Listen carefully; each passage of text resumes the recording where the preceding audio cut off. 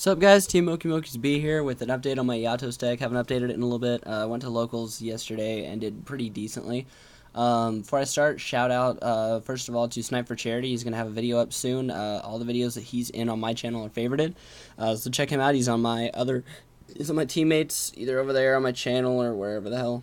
And then also shout out to Team Moki, not myself. Another dude made a team. Obviously didn't know that I was out.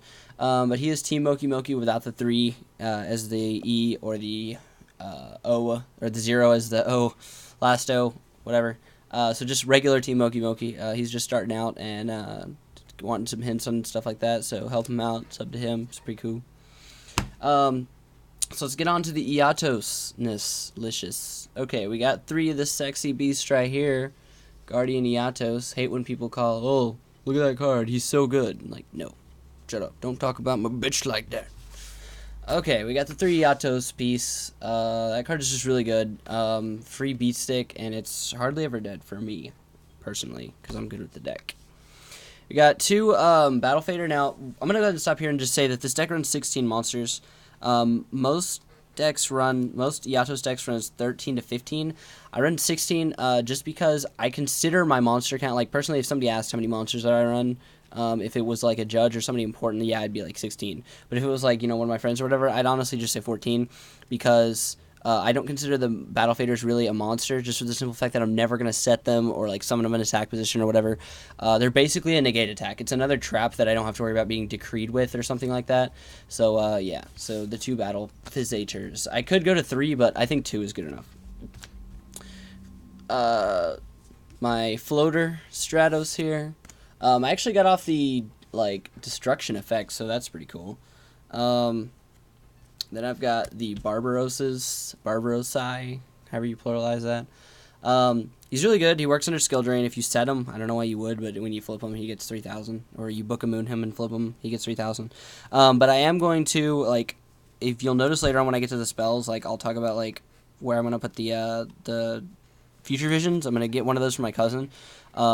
I was reading a lot of rulings on Future Visions, and it's really pro. Like, it stops Black Whirlwind Surge. It stops, like, GBs have to set to contact if they want to do it effectively, like, to start out, to set up anyway. And then if you normal summon this guy, like, he hits the field at 19. Future Visions removes him. When he comes back next turn, he's 3,000 again, so you don't even need Skill Drain to get him at 3,000 anymore, which is awesome, because 2 Skill Drain is kind of annoying. So, yeah. 3 Crusaders, just as Gemini Sparks, and I actually use the Light Honest part, actually. I'll talk about that when I get to side deck. We got Morphing Jar. I needed some draw power. Like, I was thinking, like, weird me, I was thinking about siding into Fortune Ladies just to add the draw power of this amazing draw card that I can probably pull out right here. Booyah. But I was thinking, no, that's going to be too inconsistent. It's going to put a monster in my grave. It's going to force me to run, like, those 3 and Fortune Ladies and like a soul release or 2 to get them back out once I put him in for draw power. So I was like, Morphing Jar, he still gets his effect under skill drain because it's technically a flip effect, so I still get the effect, which is awesome. And because I reduce, a lot of times, like, the way I play, I reduce the top decking a lot. Like, I'll set this, I'll top deck this, I'll set it, I'll mess up my opponent's cards in hand, and I'll get to draw 5 most of the time, so it's awesome. And then here are my 3 targets for Stratos, just 3 Alias. They're 19 beaters, they're sparkable. They're lights, which helps the honest thing. And if you're hearing any noise in the background, that's not me getting lucky, unfortunately.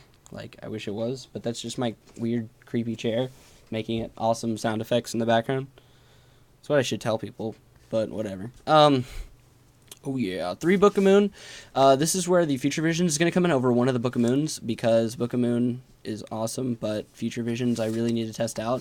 My cousin's giving me one, and I'm gonna side another one once I get it, against Blackwings. So 3 Defissure, obviously Dimensional Eatos kind of needs the dimensional part somewhere. 3 Gemini Spark. This card is pro. I really like this. Like, if your monster gets bottomless, it's a +1. Normally it's a, you know, even matchup because you lose this card, you lose your monster, they lose 1, and then you draw 1, so, I mean, it evens out. But really, it's really helpful to just keep in hand when they bottomless, or when you attack and they mirror force, you're like, no, you, taking out your monster anyway. Alright, so I know I was really hypocritical about this on TCG Player. If you guys have seen me on TCG Player, I was like, oh yeah, one Starlet Road is amazing, one is better.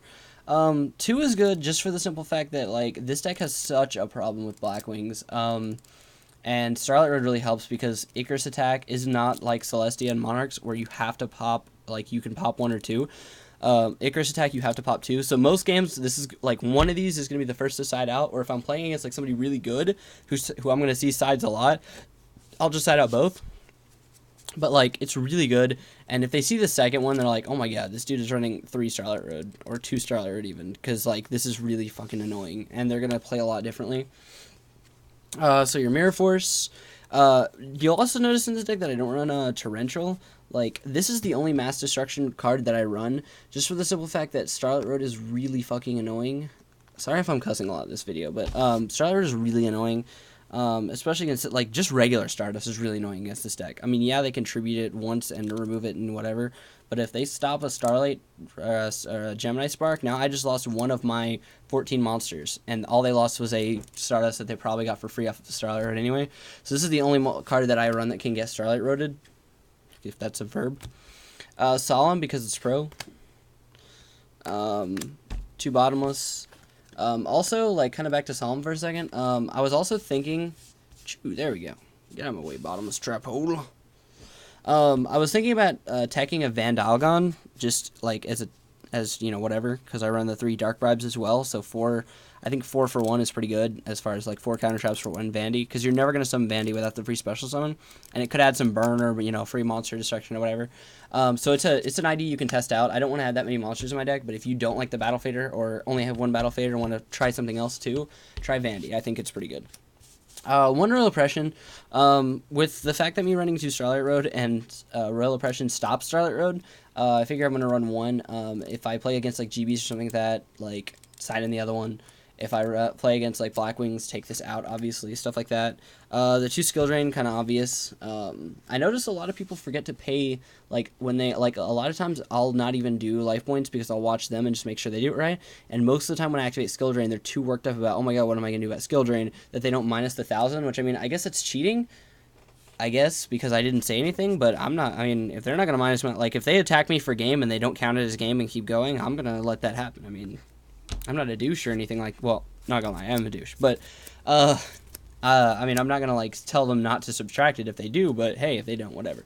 3 Dark Bribe, a lot of people are going down to 2 because they're running 2 Starlight Road. Definitely not a good idea at all. Starlight Road, people are gonna play around, and then they know they see it coming a lot now. 2 Macrocosmos, I took teammate Timmy Davies' advice, and I'm running 2 now. I'm gonna see how that works. I was gonna put in a soul release, but I went ahead and did that. And then 1 Wabaku, like, I love the fact that Wabaku is, like, chainable, so even if they attack and I have no monsters, like, I can just be like, okay, Wabaku, I don't take damage. So that's really great. I don't have to waste a Mirror Force early game with my own monsters and crap like that. And against GBs, yeah, it sucks, but, I mean, I could always, like, put a D-Prison inside if I really needed to. So we'll go ahead and go to side deck. Consecrated Light for Black Wings, Hex-Sealed Fusion because I side 2 Sidras, which are awesome, by the way, but I don't have a Chimera Tech Fortress Dragon, so I don't want to main them. Like, once I get a Fortress Dragon, I'll, like, main a Cyber Dragon at least 1. But this, like, some special Sidra, normal this, tribute this, and remove Sidra for a Cyber Twin, so that's cool. Juju, just for all-purpose, mainly GBs. We got the 2 Sidra. I'm going to hopefully have rares soon, so that's going to be awesome. The 2 Honest, because against, like, Chaos and random crap like that, that doesn't really, like, I was running against some weird, like, Chaos random variant, whatever, so it's just like, okay, side out, like, the Eatos D-Prison, or D-Fissure macro, and put in Honest and stuff like that, and it's like, they don't see it coming at all because they side for macro, so they think, they're like, oh, he's gonna run DD Survivor, oh, stuff like that.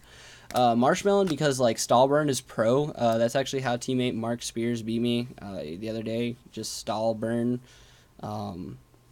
So yeah, Super Poly, just because it's pro against 0 decks in this deck. Nobleman, you gotta side at least 1 now for this freaking cat stuff. This cat stuff is going crazy. More burn with DD Dynamite and Ceasefire. Got the 2nd Oppression and the 2 Tuner Schemes for either Synchro Cat or Blackwing, whichever you want to face. And the quick rundown of the extra deck, we got the 2 Starlight Road targets, we got the 2 Super Poly targets, We got the light hex sealed or possibly super poly.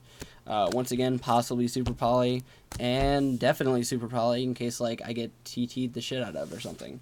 So thanks, guys. Oh, by the way, just like kind of off topic, but well, on topic, I guess. If you're playing traditional, run Fiber Jar in this deck. Fiber Jar's pro. If you don't know about Fiber Jar, check that out in my video, like my duel videos. I don't even think I won that match, like between me and my friend playing Black Wings, but you can see how annoying Fiber Jar is and how great it helps this deck. So thanks, guys. Hopefully I didn't go over 10 minutes. Sub, because I'm going to have a contest coming up soon where I'm going to be giving out something big. I don't know what it is yet exactly. It might not even be big. I don't even know, but it'll be something. So check that out, and peace.